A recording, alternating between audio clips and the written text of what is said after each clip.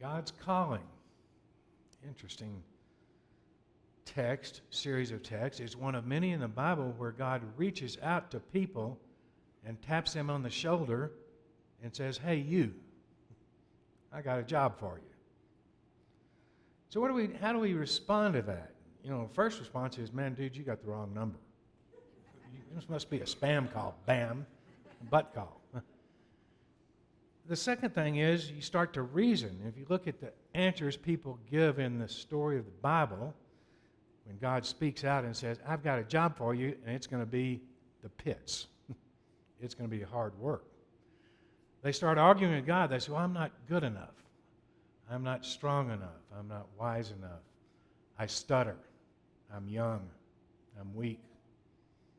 God never takes no for an answer, so he keeps knocking on the door. Finally, people give in and say, okay, show me what to do. So the two responses to God's call are, one, denial and arguing and saying no. But finally, most people in the Bible and most people in real life says, here I am, God, send me. Kind of reminds me of my new little Labrador puppy. Kind of, here I am, Daddy, play with me. I don't know what I want to do, but we're going to have a good time doing it. I call this response to God's call the movement from thinking to the movement to trust. And it's a form of radical trust, isn't it? It's a trust where we let go of our own weaknesses, our own needs, our own desires for ourselves, our own ideas of who we are and who we're called to be, and trust God to take that first step. I remember 25 years ago when I was starting seminary in my early 50s, our class at the Episcopal Seminary in Austin was made up of a motley crew, people about my age, kind of grown-up refugees from the 60s, looking for meaning, looking for vocation. We were doctors, lawyers, ranchers, accountants, businessmen, teachers, English professors, poets, housewives. We all came there together to answer a perceived call from God saying, this is what I want you to do. And what was interesting about those early conversations in those early years, none of us knew where that journey was going to lead. We had to take that first step. We had to finally say, here I am. I don't know where I'm going, but let's get on with it.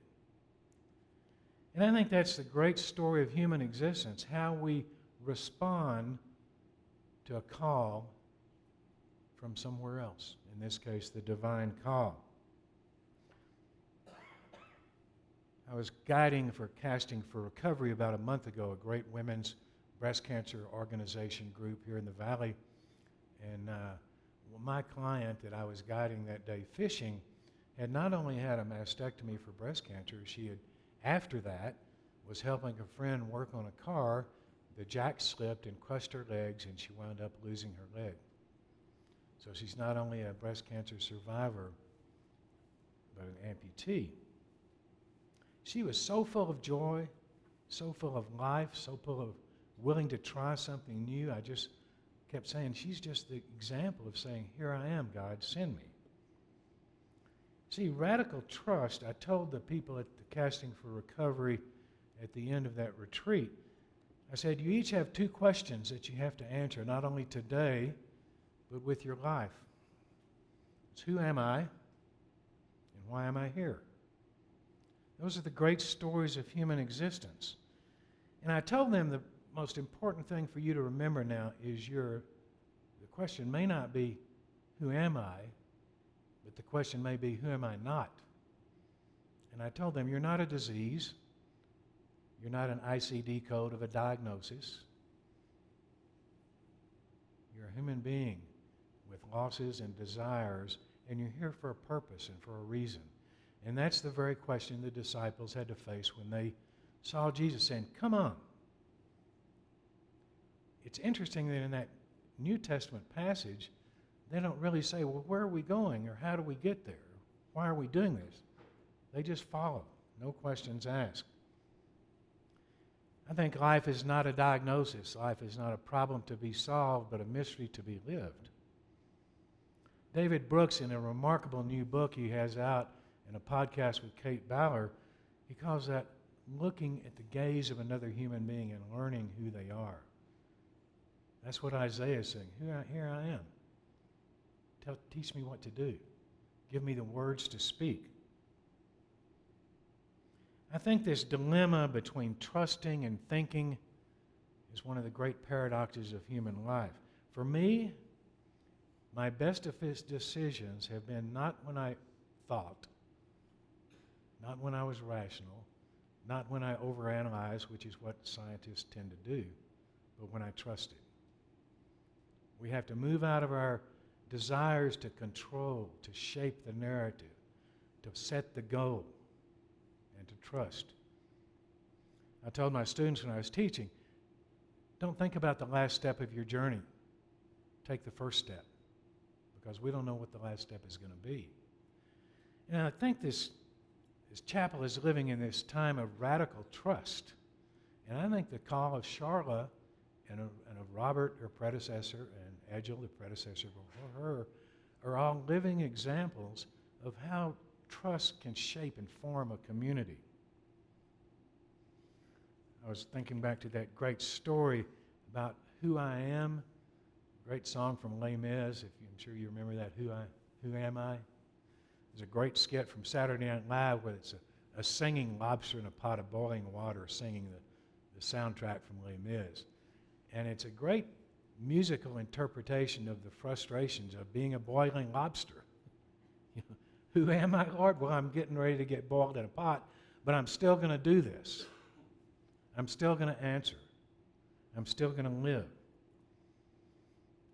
So the question becomes, how do we live into this radical trust that these two passages call us to do? Well, I think the Quakers had some ideas about that, and that was two things.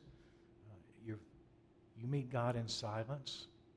You need time alone to listen to God, how He is speaking to us, what He's asking of us, what He's not asking of us. But I think we also discern that process of responding to God's call in the midst of community. People like this. People that you pray with. People that you eat with.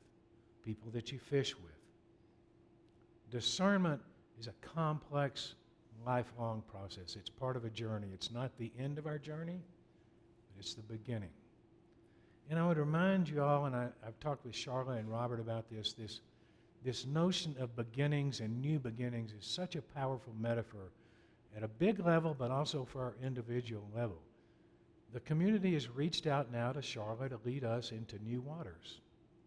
That's what she feels called to do. It's interesting that the conversation never, probably entered her mind, but I never heard her vocalize it. She never said, how long can I do this? Well, could be a year, could be 10 years, could be 20. None of us know how long we have left to do the work God's calling us to do. But that radical trust that Charla shared with the chapel and that the chapel dared to risk by calling her in the midst of a cancer diagnosis is exactly the kind of radical trust that the disciples felt when they simply put on their sandals, put down their nets, and followed this wandering preacher called Jesus. So how do we live into radical trust? I think there are three questions. One is individuals. We have to find the time to be still and to listen. And then the second issue is, how do we do that as a community, as a people of God? How does Snowmass Chapel move into these new waters? The chapel won't be the same this time next year. It'll feel differently.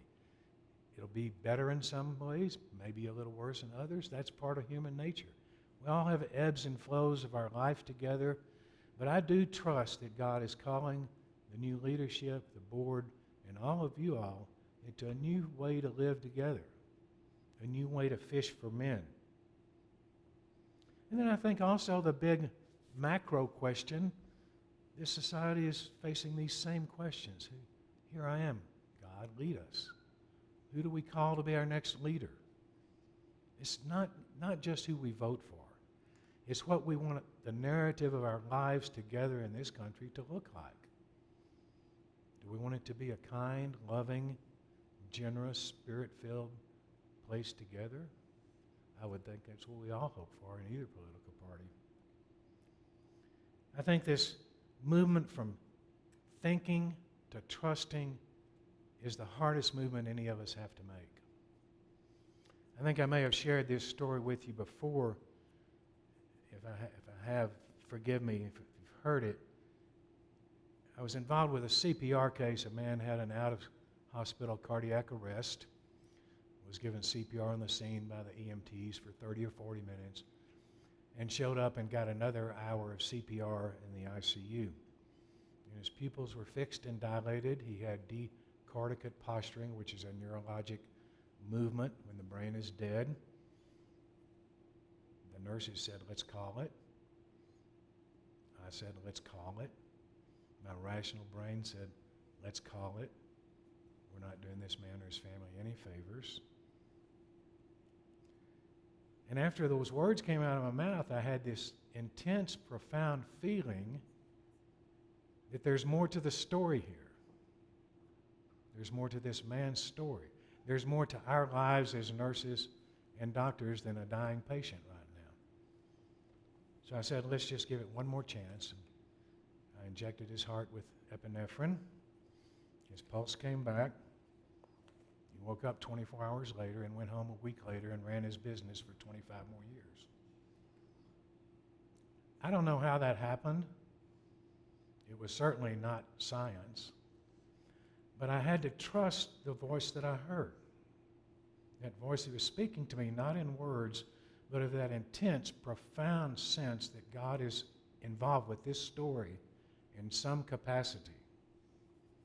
And I think that's the kind of metaphor that I think is around us all day, every day. It just doesn't happen once every now and then. My CPR pastor in seminary, CPR is clinical pastoral, CPE, clinical pastoral education.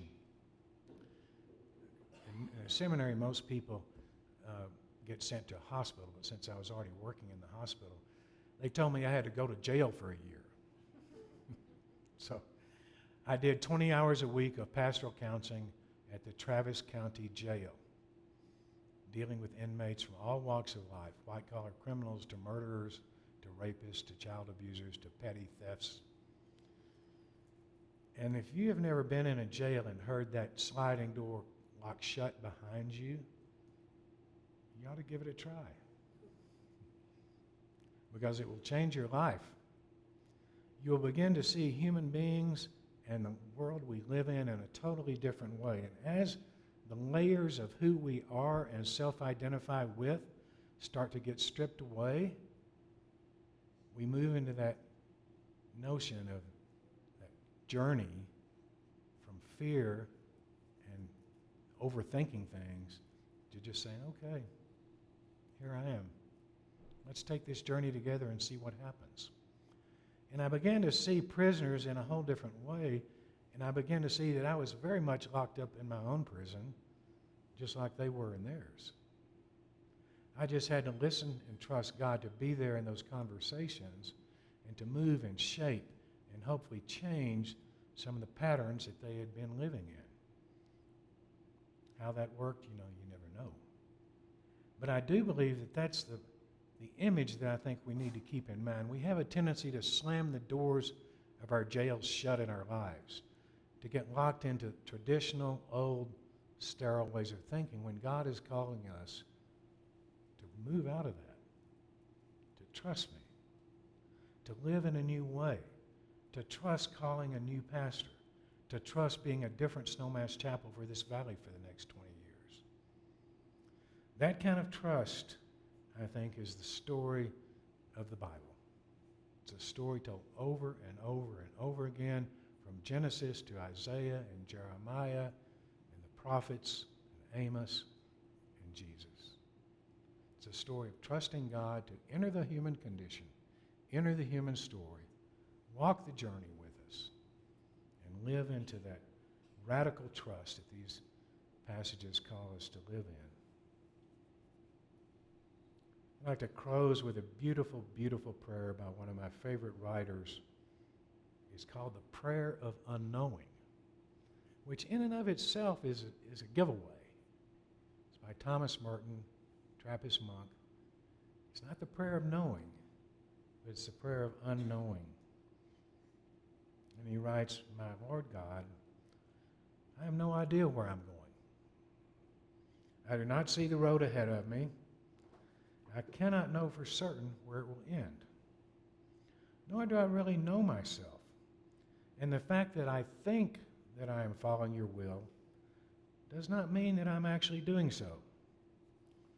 But I believe that the desire to please you does in fact please you. And I hope that that desire and all that I am doing, I hope that I will never do anything apart from that desire.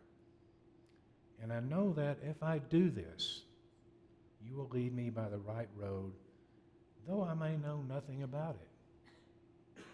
Therefore, I will trust you always. And though I may seem to be lost and in the shadow of death, I will not fear, for you are with me. And you will never leave me to face my perils alone."